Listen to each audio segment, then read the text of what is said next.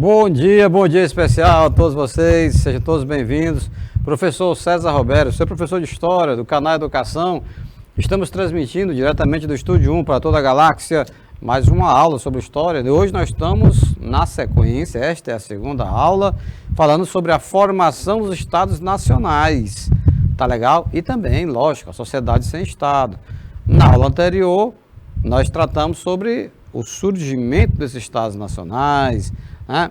Quais eram os interesses que estavam em jogo naquele momento histórico, ali na Baixa Idade Média, início da Idade Moderna. Tá legal? Tá certo? E aí você só compreende direito esse processo histórico se você entender que a burguesia quer garantir seus lucros, os reis querem garantir os seus poderes políticos, né, seu prestígio, né, em todo aquele seu país está surgindo, o Estado Nacional. E tem uma classe social que está ali procurando resistir, que é a nobreza, né? Durante a Idade Média teve muitos poderes, é lógico, né? E até porque estava associado à terra, o poder estava associado à terra. E agora o poder econômico, né? De decorrência, poder político, poder militar, no caso da nobreza. E agora, meus queridos, o poder está associado exatamente ao dinheiro, ao comércio e ao lucro. Vamos lá? Nosso diretor de imagem, Flavilto, vamos em frente. Vamos retomar desse slide, galera. Vamos retomar desse slide que nós ficamos nele na aula anterior. O que é que trata ele? Veja bem, em relação a essa questão de interesses que nós estávamos falando há pouco, ao tempo que beneficiava a burguesia, o rei cultivava o apoio da nobreza. Vamos parar bem aqui só para comentar um pouquinho. Veja bem, aqui você está vendo 3 segmentos da sociedade europeia que estavam ali procurando demarcar o seu espaço. Você tem quem? A burguesia, os comerciantes, o rei, a nobreza, né? Quem está se apegando a quem aí, nessa confusão toda, nessa disputa, né? Queda de braço aí pelo poder na Europa? O que está escrito na sua tela? Ao tempo que beneficiava a burguesia, o rei cultivava o apoio da nobreza. Agora tu imagina o rei, bem no meio, de um lado a burguesia, do outro lado a nobreza. O rei beneficia a burguesia. Aí Jack Souza, direto de Betânia, né, nos acompanhando. O Jack indaga, por exemplo: professor, como é que o rei pode beneficiar a burguesia, hein? De que maneira? De que forma? Ah, Jack, pode beneficiar e muito. Por exemplo, se o rei acaba com aquela história de ter várias moedas diferentes dentro do seu país e estabelece uma moeda única, ele está beneficiando a burguesia. Você sabe por quê? Porque agora não precisa mais os burgueses andar com vários sacos de moeda para cada região da Europa, uma moeda diferente. Então, unificou as moedas, pesos e medidas. Outra confusão para a burguesia, porque antes não tinha um padrão, galera. Estava tudo misturado, agora não. Então, ao unificar peso e medida, o rei está beneficiando a burguesia, que lida com isso todo santo dia. Tantos metros de tecido, então é medida. Tantos quilos de alguma coisa, é um peso. Tá bom? Então, reforçando os laços de fidelidade entre eles ao atraí-los para a corte e promovendo mais destacados para importantes cargos no Estado. Ou seja, burgueses ou nobres, o rei procurava agradar, nomeando para cargos públicos, né? Entendeu? Era uma forma de contemplar e também de garantir, ou pelo menos esperar uma reciprocidade. Uma reciprocidade. Na sequência, dessa forma, a nobreza, e essa aqui é o que vai acontecer agora, dessa forma, a nobreza, ela perde a sua autonomia. A nobreza. Quem te viu, quem te vê. A nobreza agora vai ficar subserviente ao rei. Como é que era antes, professor? Ora, antes não havia, né? Não havia, digamos assim, não era uma regra na Europa os reis estarem acima dos senhores feudais, não era. Muitas vezes o rei não era nem muito respeitado, né? Agora os senhores feudais não, aí é diferente e tal. No entanto, nesse período que nós estamos analisando, na Europa, a nobreza aos poucos vai perdendo a sua autonomia e vai se tornando subserviente a quem? Ao rei. Ao rei. Então, como o Jack está colocando aqui no bate-papo, no YouTube, o rei, é como se o rei estivesse no centro, mantendo o equilíbrio entre a burguesia e a nobreza. É exatamente isso, Jack. Por quê? Porque antes, quem é que tinha autonomia? Que ela mandava e desmandava, fazia o que queria, era a nobreza. Agora não. Perde a sua autonomia e vai ter que se curvar para o rei. Né? O poder se centraliza. Ao mesmo tempo, pessoal, as fronteiras, elas tornavam-se melhor definidas, gerando o sentimento de uma identidade nacional pelo reino. Tá vendo? Porque uma coisa era você morar num feudo, ali perdido no meio da Europa. Ah, meu amigo, um feudo igual a outro qualquer. Isso não te destacava dos demais. Você está entendendo? Você é um europeu a mais ali, naquele complexo, né? Intricado, né? De vários e vários feudos, condados, ducados. Então, quando acontece de conseguirem dar origem a um país, né? Com fronteiras bem delimitadas, as pessoas vai criando um sentimento de identidade. Deixa eu grifar agora, colocar aqui um pouquinho de vermelho, de uma identidade nacional pelo reino. As pessoas começam a se sentir, não, peraí, não, eu sou inglês, não, eu sou francês, eu sou espanhol, você está entendendo? Então, vejam que esse sentimento de nacionalismo, né, de apego àquela terra, tá, é algo que vai demarcar bem essa fase de transição. Né? Sentimento de identidade. Eu estou falando aqui reino, mas, por exemplo, se for em relação ao nosso país, é algo que seria muito difícil, né, de identificar, de perceber. Via de regra, não há esse sentimento, né, de identidade nacional por um território do país. Tá legal? Olha aqui o Jack, no bate-papo. Me lembrei do Padre Cícero, em que ele fazia jogo de cintura entre a igreja e a política. Padre Cícero, né? Padre Cícero foi vice-governador do Ceará, prefeito de Juazeiro. Então, ele tinha uma atuação política também. Além, lógico, de ser um padre, um líder religioso, enfim. Estados nacionais com fronteiras definidas, isso aqui é uma característica, viu, gente? É uma característica do Estado nacional, ter fronteira definida. Como é que você vai querer dizer que você mora num país que você não sabe nem dizer direito onde é que ele começa, onde é que termina? Né? Não tem como, né? Fica difícil. Agora, essas fronteiras definidas teve também um peso muito grande do chamado Exército Nacional. Com o fim de quem? Com o fim dos exércitos particulares, dos senhores feudais, né?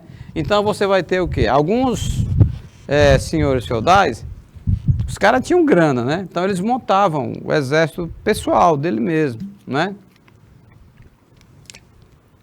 E aí, pessoal, isso era um perigo. Por quê? Porque a partir do momento que você tem vários exércitos particulares, você coloca em risco a própria manutenção da integridade do território. O próprio rei vai ficar inseguro.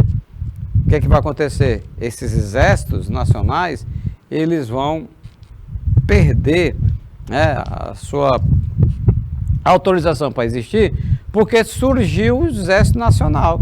Então não é mais o meu exército, o teu exército, não, agora é o exército do país. Compreendem? O exército agora é nacional, tá? E aí, meus queridos, vocês estão vendo, são algumas características do Estado nacionais que vão se encaixando aí.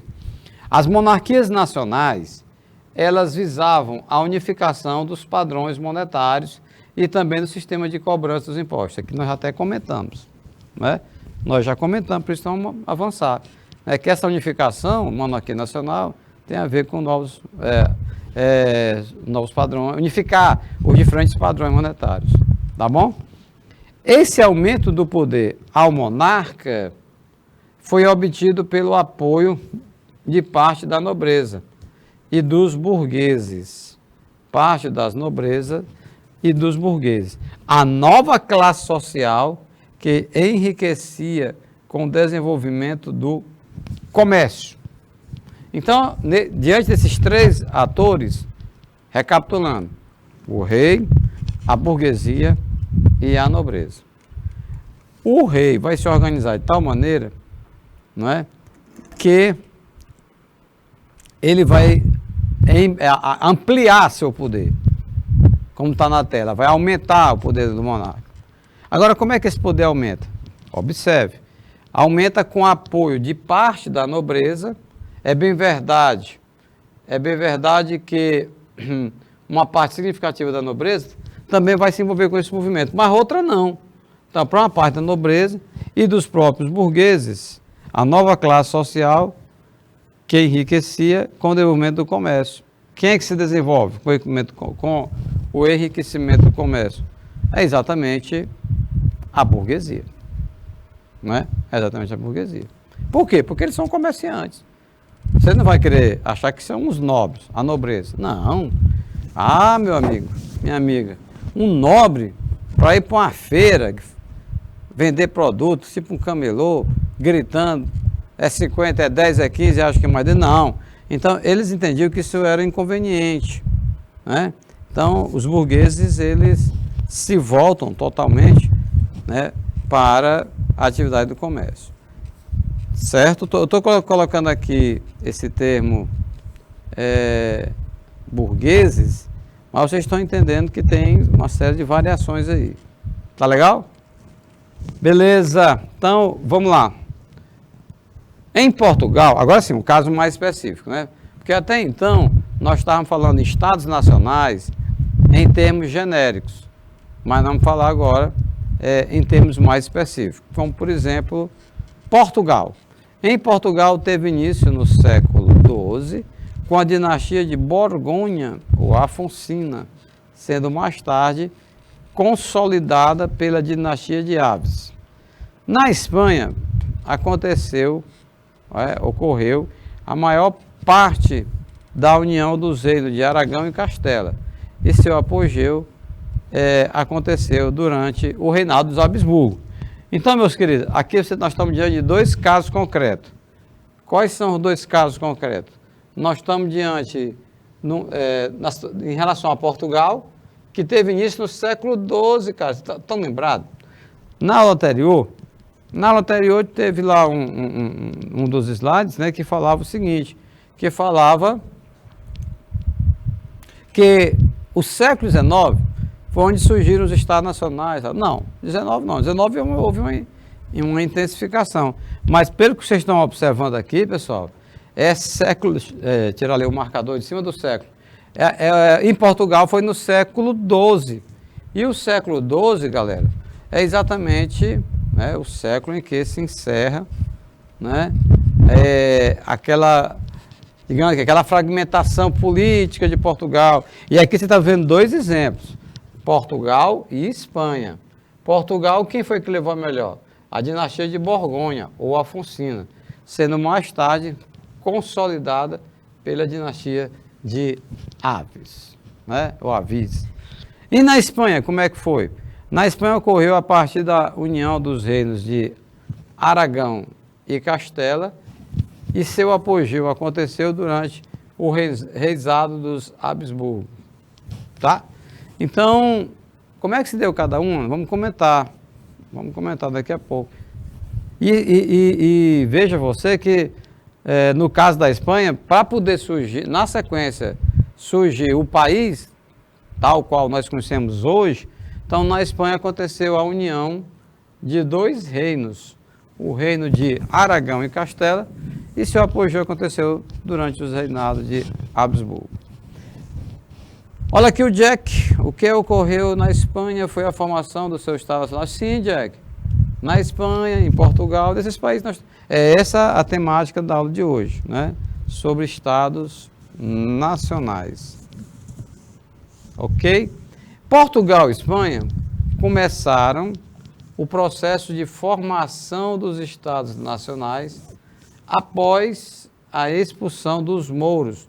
Quem são esses mouros, professor? Esses mouros são árabes que habitavam o norte da Europa. Tá? Os mouros árabes que habitavam o norte da Europa. Tá?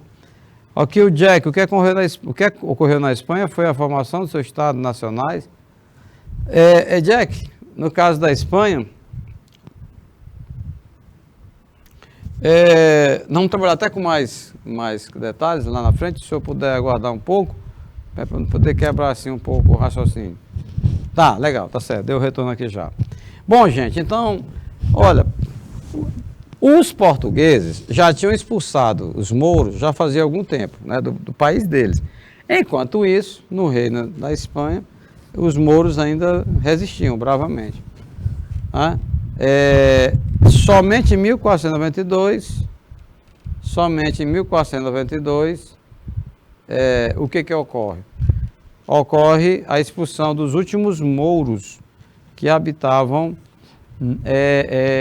no sul da Espanha. E aí, com a expulsão desses mouros do território espanhol, a Espanha pôde se dedicar àquele processo de expansão marítima europeia, né? Mas assim, veja que cada país tem uma particularidade. Hoje nós vamos abordar especificamente a particularidade da Inglaterra, da Alemanha, Portugal, Espanha. É o que está colocado no quadro com mais algumas informações. Na França, professor, como assim na França? Porque, lembra, no slide anterior, nós tratamos sobre Portugal e Espanha. Agora vamos para a França. Na França, considerada o modelo do absolutismo europeu, esse processo se deu ao longo do reinado da dinastia Capetinga e Valois. Capetinga e Valois. Bom, então, essas monarquias às vezes começavam pequenas, num território bem reduzido, mas na proporção que eles iam crescendo, estabelecendo parcerias com empresários, acabaram consolidando esse modelo de absolutismo. Então, gente, agora aqui mais um detalhe. Quando a gente vai falar, a aula era sobre... desculpa. A aula é sobre Estado Nacional, né?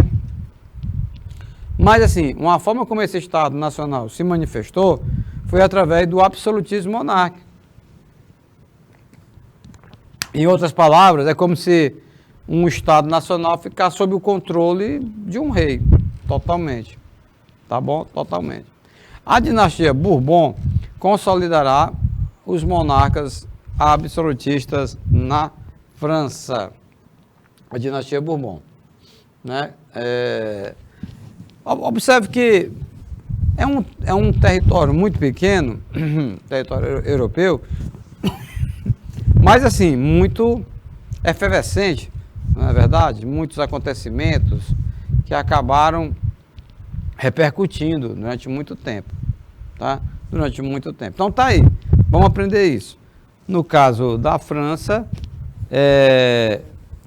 nós vamos ter a evolução para uma monarquia, um poder centralizado, somente na dinastia de Bourbon. Dinastia Capetinga e Valois foi mais no sentido de, digamos assim, iniciar esse processo, né? E eles tinham muito poder também, tanto uma dinastia quanto a outra. Na verdade, pessoal, foi uma junção, nós estamos tratando de uma junção de interesses, que ora se manifesta mais um, ora se manifesta mais outro, mas com interesses bastante dedicados, vamos dizer assim, tá? Aqui o Jack no bate-papo. Professor, qual é a diferença entre a dinastia e monarquia, né? Primeiro vamos começar pela monarquia. Monarquia é uma forma de governo, que você tem reis, rainhas. No caso do Brasil, né? O Brasil teve 2 reis, né? Do Pedro I e do Pedro II. Tá? Então, era um regime monárquico? Era. Quais são uma das características do regime monárquico? Você não tem eleição, né? Você não tem, digamos assim, numa monarquia não tem mandato. Né? Na monarquia não tem mandato. Tem mandato numa república presidencialista. Tá? Então, é uma das características, tá? É a história da eleição. A outra, né, que a gente pode também destacar, é exatamente, né, essa aliança que eles fizeram com a burguesia, tentando se manter no poder, tá? Ok? Na França, considerado esse modelo absolutismo europeu, dinastia Bourbon consolidará os monarcas absolutistas da França, ok? Quem é esse cara? Henrique II. De que país ele é, professor? Bora ver, vamos ler o texto. Até o século XII, as ilhas que formavam o atual Reino Unido não possuíam unidade política. Não possuíam. Né? Aquela fragmentação que nós falamos há pouco, né? Então não possuíam a unidade política. Depois, com o surgimento dos estados, é que eles vão acabar tendo um alinhamento aí. Constituíram, o que constituíam? Onde é o reino britânico hoje? Constituíam um bloco de 4 reinos independentes, herdeiros dos povos anglo-saxões. Bom, um bloco com 4 reinos independentes, teria que haver, era essa junção. Qual é a liga que ligaria aí, não sei como é que vocês utilizam, né? Para que surgisse esse país, essa nação, né? Na segunda metade do século XI, os normandos, que também haviam ocupado territórios ingleses, formaram uma nobreza propensa a uma administração central, tá? Então, nessa disputa de interesse, o Jack disse que a internet não tá boa, né, Jack? Vai tentando aí, até que vai normalizando, né? Com certeza. O passo efetivo da centralização monárquica começou com o rei Henrique II. Olha aí o século. É século XII, né? Olha, não era fácil, viu? Não era fácil essa unificação política. Por quê? Porque contrariava interesse, né? Contrariava interesse, ou interesses econômicos, interesse político, interesse militar, enfim, interesse, tá? E aí eu pergunto para vocês também, pessoal, nesse momento em que o Henrique VIII ele está chegando ao trono, como estão os outros segmentos sociais? Como é que está a igreja em termos de poder, de prestígio? Não é? Como é que está a burguesia? Como é que está a nobreza? Porque cada um já foi dito que tem interesses, né? Tem interesse em continuar, né? Olha, os 2 símbolos da dinastia Valois e da dinastia Tudor. As monarquias na França e na Inglaterra mostrariam sinais de fortalecimento do poder, né? Do poder real, lógico, estamos falando do poder do rei, depois da Guerra dos 100 Anos. Especificamente no caso inglês, a Guerra das Duas Rosas, que opôs a Casa Lancaster e a Casa de Nova York, né? No século XV. Foi que o poder real se consolidou, respectivamente, com a dinastia Valois e da dinastia Tudor. Tá certo? Então, pessoal, no caso da França e da Inglaterra, ainda teve que, esse procurador está colocando aí, ainda teve um conflito interno, né, conhecido como a Guerra das Duas Rosas. Agora, externa, Inglaterra e França, Guerra dos 100 Anos, né? Fortalecimento do poder real. Né? Nessa Guerra das Duas Rosas, que é o que nos diz mais respeito, né? Guerra das Duas Rosas, faz parte exatamente da consolidação do poder, do espaço, né, dos estados nacionais. Tá certo? Então vamos lá. A Guerra das Duas Rosas, que opôs a Casa Lancaster e a Casa New York, né? São dois agrupamentos da nobreza na Europa, né? no século XV, foi que o poder real se consolidou, respectivamente, com a dinastia Valois e a dinastia Tudor. Ô Jack, tá travando aí, meu irmão? Ou com a mensagem aí não tá travando? Não será só na sua internet? Ou os outros também estão travando? Porque às vezes acontece. Trava a transmissão, você vai ver, não era somente, né, aquela informação lá. Então, pessoal, veja bem, não havia um pensamento hegemônico, parte daqueles que estavam mais à frente do processo da criação do Estado Nacional, a Igreja Católica, né? Você tem, Igreja Católica não, professor. Vou fazer aqui uma ressalva, aliás, uma correção, melhor dizendo. Não está nos slides o caso da criação do Estado Nacional Italiano. Ali, pessoal, antes de surgir a Itália, qual foi a confusão? Existia já tinha grupos naquela região há algum tempo, né? Já tinha há algum tempo. Então, e instituições, não só grupos, instituições seculares de muito tempo, né? No caso da burguesia, no caso, perdão, da Igreja Católica. O que é que acontece? Né? A própria Igreja, naquela época, ela vai se manifestar contra o Estado de Israel, né? Perdão, se manifestar contra o Estado da Itália, nós estamos na Itália, né? Então, lá tinha os Estados pontifícios, não confundir com outra história que é entre árabes, né, e palestinos e judeus, na confusão do Estado de Israel. Ali é uma outra situação, né? O Estado de Israel. Vou já comentar sobre isso, né? Um spoilerzinho, só para você ficar um pouco atento. No caso da Igreja Católica, a oposição era em relação ao surgimento da Itália, porque a Igreja iria perder os estados pontifícios, tá? E vai se consolidando o poder, tanto na dinastia Valois como na dinastia Tudor. As mudanças na forma de governar tornaram mais claras, né, as diferenças entre o mundo moderno e o mundo medieval, né, entre o mundo feudal.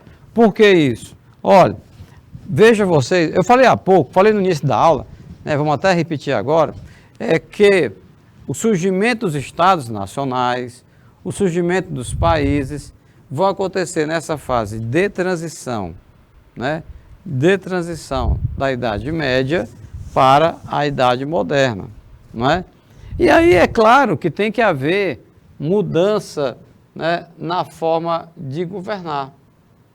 É claro que vai ter que haver mudança na forma de governar, né? Por quê? Porque, lembra, como é que era o mundo feudal?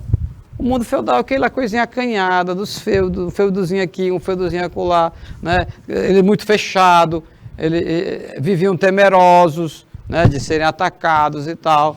Mas agora, com o final do mundo medieval, o mundo moderno, a lógica é outra. Quem vai dominar, né, a burguesia, uma classe social riquíssima, né, que sai para comprar mercadorias em várias partes do mundo, para vender caro, né, para os europeus.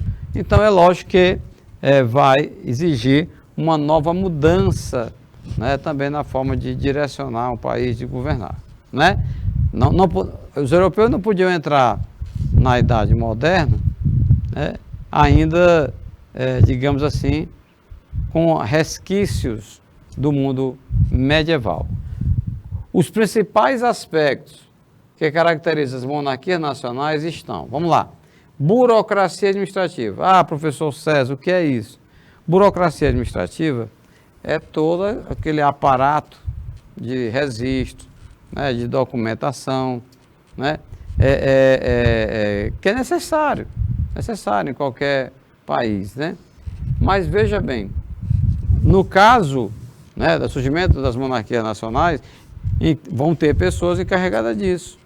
O que é que vai contar, né, quais são os direitos das pessoas, né, nas áreas mais diversas, tá bom? Então, muita burocracia. Essa burocracia não existia antes. Documentos, assinatura, né, passa. Então, é uma característica típica das monarquias nacionais. Tá legal? A força militar. Ah, meu irmão. Força militar é um outro problema. É uma outra novidade, vamos dizer assim, né, que gerou a necessidade de criação do Exército Nacional. Se era de cada senhor feudal ter o seu exército, isso não era legal. Era melhor que a força militar estivesse a comando, né? Estivesse a comando de quem está à frente do país, né? E eles vão bater de frente, né, com aqueles opositores, utilizando, sobretudo, né, essa questão da força militar. Leis e justiça unificada. Como é que era antes? Era antes o seguinte, pessoal. Como eu falei há pouco, cada feudo tinha uma moeda, né, um peso e medidas diferentes, mas também tinha as suas leis. E essas leis, elas acabaram sendo unificadas, né, unificadas. Surgimento das tarifas e tributos cobradas pelo rei para sustentar as despesas públicas. Então nem adianta, né, questionar isso, porque qual era o argumento que o rei colocava? O rei adiantava dizendo que tinha a necessidade de arrecadar mais para poder bancar tropas no exterior, né, lutando para defender os interesses, no nosso caso, do povo brasileiro, que as empresas investiram muito lá, estão recebendo, não estão recebendo, enfim. Mas, em relação a este líder, burocracia permanente, né,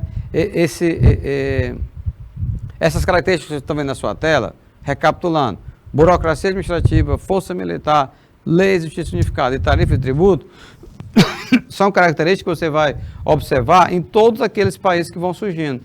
Portugal, Itália, né, Alemanha, já no final do século XIX, enfim. O desenvolvimento da navegação marítima marcou a busca por expansão territorial dos estados nacionais modernos. Expansão marítima. Quem foi muito forte na expansão marítima? Foi a Itália, Portugal, né, navegaram esse mar várias e várias vezes, né? E tem a ver com o que nós estamos estudando, expansão marítima, o fato, né, de ter tido um grande desenvolvimento da navegação marítima naquele período? Oi?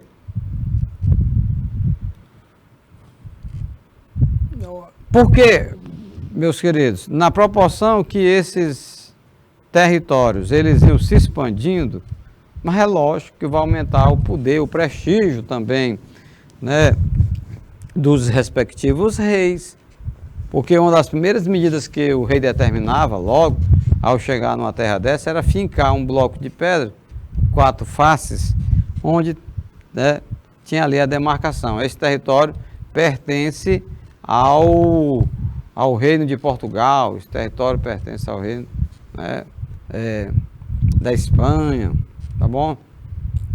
Então, tudo isso documentado, tudo isso devidamente desenhado e tal.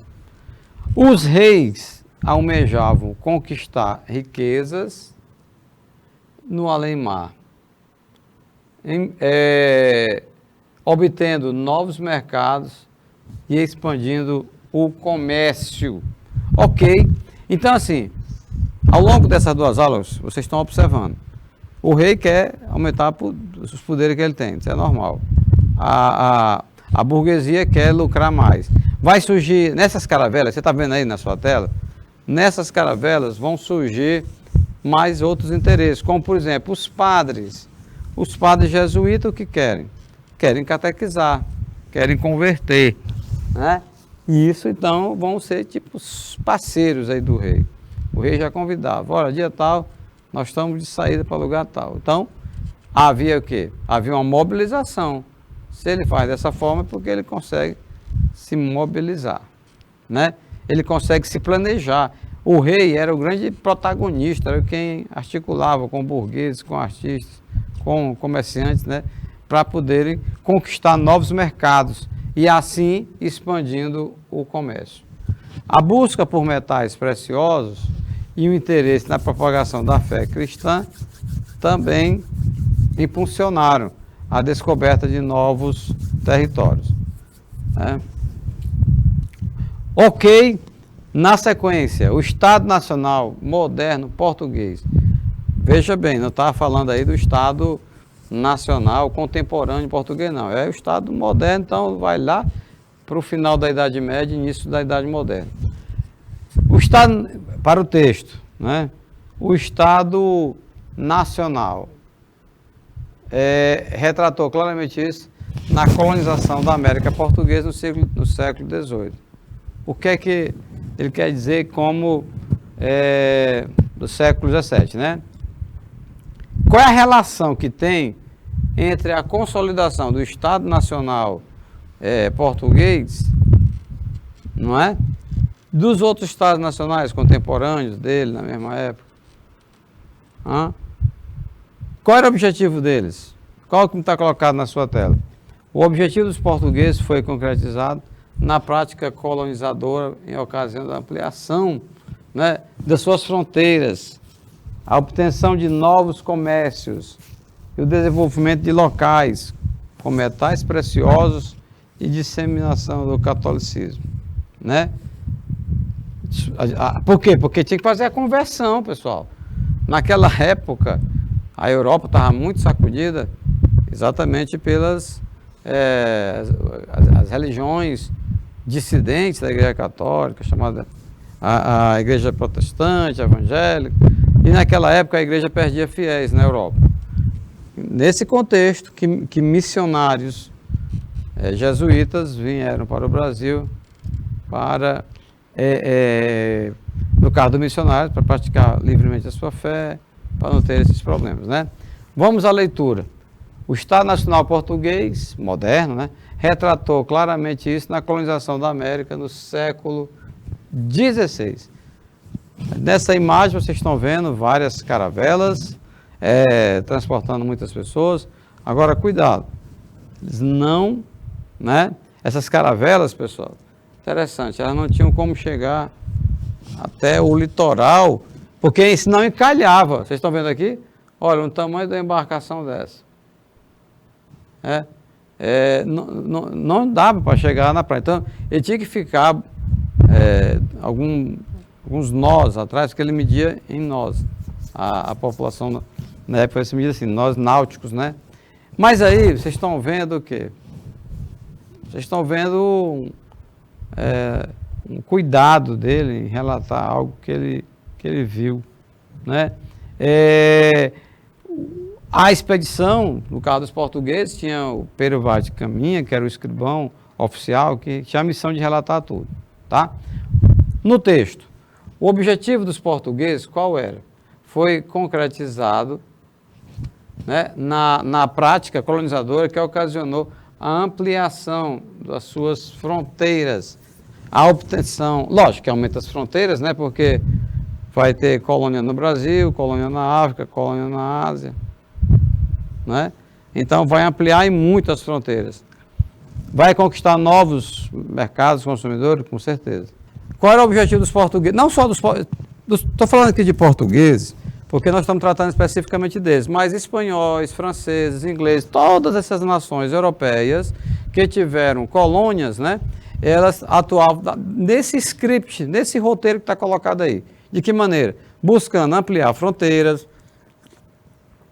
novos clientes, novos comércios para comprar os produtos deles, especiarias que eles vendiam, né? Buscar encontrar metais preciosos, ouro e prata, e no caso de Portugal e Espanha, como eram nações católicas, também a questão da disseminação do catolicismo, da catequese, né? Então era assim que os estados nacionais modernos, eles atuavam, tá legal? A formação do Estado Nacional moderno representou uma nova fase das relações comerciais entre os países europeus e contribuiu para a centralização do poder político na pessoa do rei. Como não foi o caso do Luís XIV, está colocado aí. Luís XIV, rei da França. Ele é um dos expoentes do absolutismo monárquico e ele simbolizou o imenso poder, né, que os reis tinham naquela época, né, com esta frase que está colocada aí, né, na sua tela. L'État c'est moi. Traduzindo do francês para o português, então, o Estado sou eu. Ah, professor, o que é que isso quer dizer? Rapaz, quer dizer que esse cara tinha muito poder, tá? Porque para ele abrir a boca e dizer que o Estado era ele está querendo dizer que pouca importância tem o poder legislativo, pouca importância tem o poder judiciário, o Estado era ele, né? L'État c'est moi, né? Não existia essa história de respeitar outros poderes, né? Outros poderes, tá? Então, pessoal, é uma forma de resumir, no caso aí do Luís XIV, resumir os imensos poderes do rei, quando ele dizia que o Estado... Na verdade, num Estado democrático, nenhum governante pode dizer que o Estado sou eu. Não. E a sociedade? E o povo? Como é que fica nessa história? Tá legal? Uma nação, meus queridos, é formado por um grupo de indivíduos que apresenta características históricas, culturais, idioma, costumes, valores sociais, entre outros elementos em comum, formando assim uma identidade cultural. Por exemplo, a nação indígena. Uma nação indígena vai ter esses elementos em comum que está colocado na sua tela. Vamos falar o mesmo idioma, né, ter os mesmos costumes, os mesmos valores sociais, entendeu?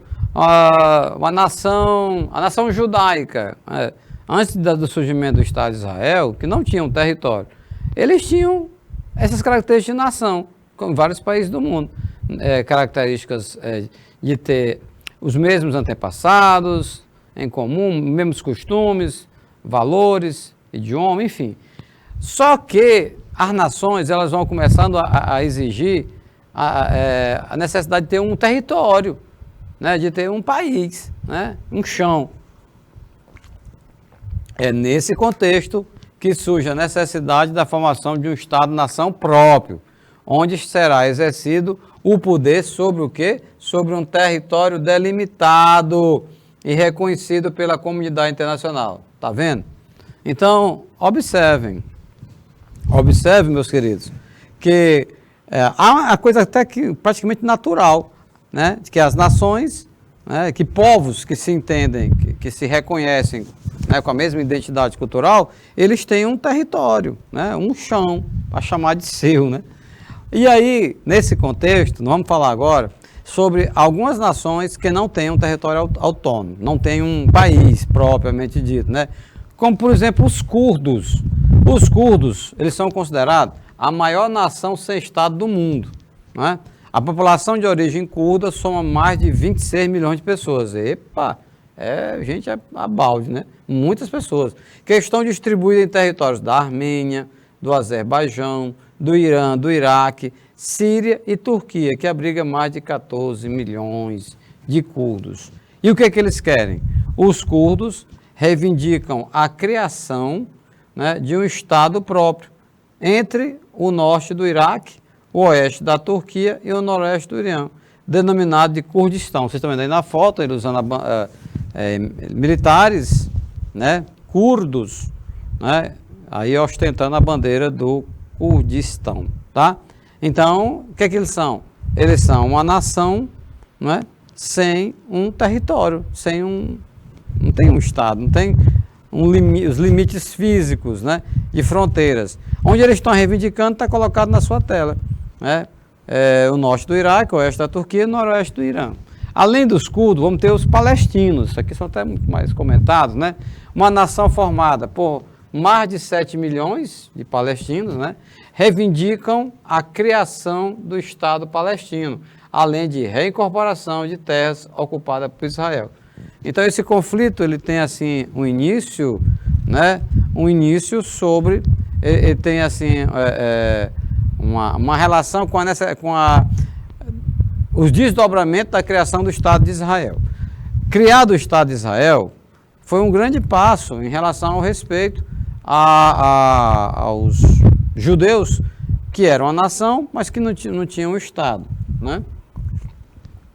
Agora, com a criação do Estado de Israel, cria conflito com quem? Conflito com eles, com os palestinos, né? Os constantes conflitos envolvendo árabes e israelenses provocaram grandes fluxos migratórios de palestinos que saem daquela região para não serem presos, para não serem mortos, vão para o Líbano, para a Síria, para o Egito e para a Jordânia. Fato que acaba, querendo ou não, enfraquecendo a luta pela formação do Estado palestino. É assim, pessoal, por conta de muitos conflitos, o que ocorre? Ocorre a saída, né, de palestinos daquela região para outros países. E isso acaba enfraquecendo a luta pela formação do Estado palestino. A OLP, Organização para a Libertação da Palestina, continua lutando pela autonomia política e territorial dessa grande nação, a nação palestina. Os tibetanos, formados por aproximadamente 6 milhões, né, de pessoas, a nação tibetana, de tradição budista, solicita a criação de um Estado próprio em uma região dominada pelos chineses. Olha, o conflito aqui é com a China, né, com os chineses. A China oprime de forma violenta esses movimentos separatistas do Tibete, além de estimular a imigração de chineses para essa região, com o intuito de enfraquecer a cultura local. Olha a estratégia da China. Então, o governo da China, além de não reconhecer os direitos dos tibetanos de criarem o seu próprio estado, o seu próprio país, ainda estimulam a imigração de chineses para essa região do Tibete. Bascos, com mais de 2 milhões e 300 mil pessoas, a nação basca está presente na porção norte da Espanha e no sul da França. Vocês estão vendo aí uma imagem, eles com o rosto coberto, membros do grupo ETA. Está aqui, logo aqui o terceiro parágrafo, grupo ETA. E olha aqui, né, está aqui na bandeira ETA. Pátria, Basca e Liberdade. Realiza vários atentados terroristas como forma de pressão ao governo espanhol para reconhecer a autonomia do país basco, né? Esse grupo, galera, ocupa essa região há mais de 6 mil anos, possuindo língua e cultura própria. Lembrando, ao norte da Espanha, né, e também no sul da França. Os tchetchenos, majoritariamente muçulmanos, algo em torno de 1.200.000 de chechenos, né, vivem nas montanhas do Cáucaso, que é território da Federação Russa. Você está vendo aí? Um grupo de soldados do exército checheno, né, fortemente armados, né, com a desintegração da União das Repúblicas Socialistas Soviéticas, né, a Chechênia declarou independência em 1991. Entretanto, não foi reconhecida pelos russos, que oprimiu a população local de forma violenta, realizando massacres, estrupos e torturas. Observe. Estão lutando para demarcar um espaço, né? Para que surgisse até um outro país, mas não estão sendo... a independência deles não foi reconhecida pelos russos em 1991. Caxemires, habitada por 5 milhões de pessoas, sendo que dessas 5 milhões, 4 milhões são muçulmanos e 1 milhão hinduístas. Essa região é dominada pela Índia, Paquistão e China, né? Índia, Paquistão e China são estados nacionais, são países, né, que não concordam, né, com o surgimento da Caxemira, porque o que vai acontecer? Eles vão exatamente serem reprimidos, né, serem rechaçados pela própria Índia, Paquistão, China, porque estariam, de certa maneira, disputando, iriam reduzir o território, né, dessas nações vizinhas que estão majoritariamente organizadas lá. A maioria desses habitantes, os muçulmanos, do Caxemires, né, solicita que o território seja anexado ao Paquistão. No entanto, os hinduístas são totalmente contrários a tal fato, né? Então tá aí os caxemires. Vamos para as questões? Rapidinho. Vamos colocar na prática toda essa teoria. A citação do texto de Jacques Bossuet, o que é que diz? O trono real não é o trono de um homem, mas é o trono do próprio Deus. É isso que ele está falando. Os reis são deuses e participam, de alguma maneira, da independência divina. O rei vê de mais longe e de mais alto. Deve acreditar-se que ele vê o melhor. Jacques Bossuet. Muito bem. Essas afirmações de Bossuet referem-se ao contexto do século XII na França, no qual ocorria... Opa, o quê? Uma profunda... Vamos ver isso, né? Uma profunda ruptura entre igreja e Estado. Isso não aconteceu. Tá? Dizer que o Papa almejava o exercício do poder monárquico. Não. Gente, tem umas alternativas que maltratam a lógica. Então, eliminemos aí a alternativa A. B, do século X na Inglaterra, no qual a Igreja Católica atuava de acordo com a nobreza feudal. Na Inglaterra, não, gente, século X aqui, aquela divisão da alta para baixa Idade Média, né? C, no século XVIII, na Inglaterra, foi desenvolvida a concepção iluminista de governo, como está descrito no texto. Não, gente, iluminismo não, porque o iluminismo vai surgir em oposição às ideias que procuravam legitimar os monarcas absolutistas, tá certo? Alternativa D, do século XVII, 1600 e tanto, na França, ok, na qual se consolidava a monarquia nacional. Então, essa é a alternativa correta. E na alternativa E, do século XVI, nesse momento da união dos tronos de Aragão e Castelo.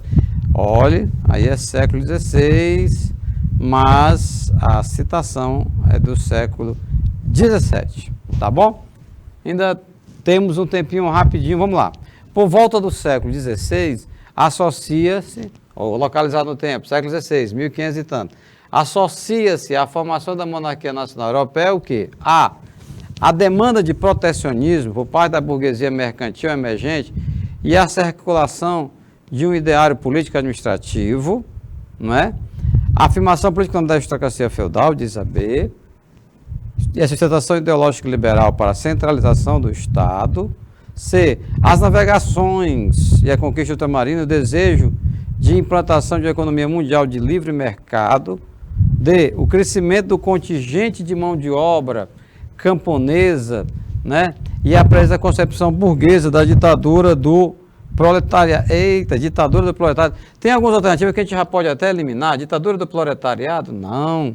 O surgimento de uma vanguarda cultural, religiosa e a forte influência do ceticismo francês, defensor do direito divino dos reis. Não, vamos grifar vanguarda cultural, religiosa. Vamos procurar eliminando também algumas alternativas, né? Que a gente vai nos deparando, tá? Ao longo dessas alternativas que nós estamos vendo aí.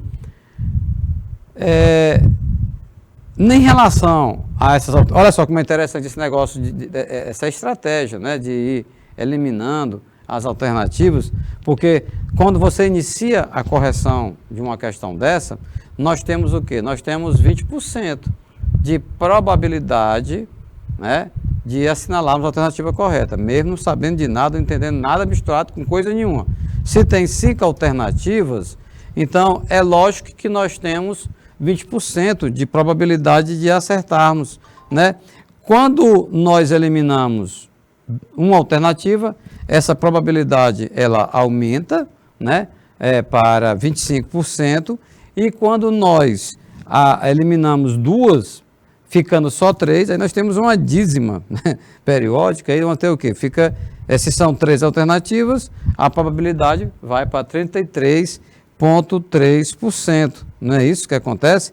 Então, quando chega essa situação bem aí, o que nós podemos fazer, pessoal? Nós temos como assinalarmos a alternativa correta. De que maneira? Você analisando, você analisa, né, as alternativas da forma como está posta. E vendo assim algumas palavras. Quais são algumas palavras que você vai destacar do texto, procurando, é lógico, né, quais são aquelas que têm maior identificação com esse período. Então, nesse caso aí, pessoal, analisando essas alternativas todas, né, nós vamos chegar a qual é a correta, de que maneira, de que forma.